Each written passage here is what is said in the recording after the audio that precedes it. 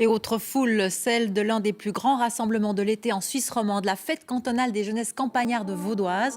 Le coup d'envoi vient d'être donné à Savigny, dans la région lausannoise, pour une édition particulière, puisque ces jeunesses célèbrent cette année le 100e anniversaire de leur fédération. Au programme, près de 3 semaines de célébration. Avec nous, Claude-Olivier Volu, vous êtes sur place et avec vous, on va prendre la mesure de cet événement extrêmement populaire. Oui, tout à fait Agnès. 18 jours de fête sur plus de 40 hectares. C'est un rassemblement très populaire avec des joutes sportives, mais aussi de la musique électro ou folklorique, mais aussi du catch et un loto. Les organisateurs s'appuient sur plus de 4000 bénévoles pour faire tourner cette gigantesque machine. Il y a aussi des enjeux financiers puisque le budget dépasse les 3 millions de francs.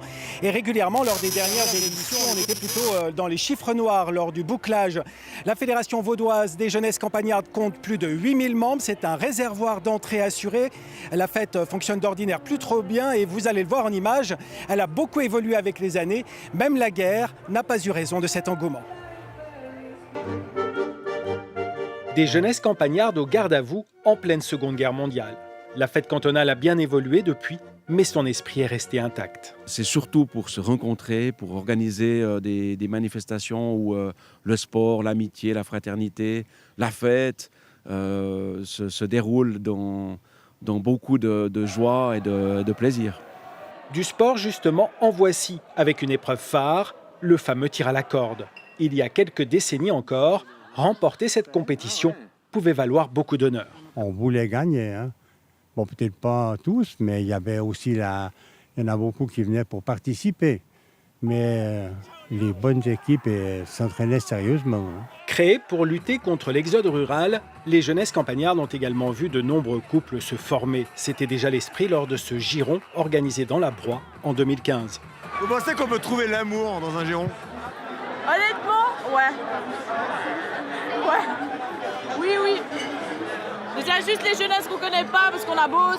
Il y a beaucoup de gens qu'on connaît, on se connaît presque tous entre nous, mais il y a quand même des gens qu'on connaît pas. Oui, je pense qu'on peut trouver l'amour dans un giron.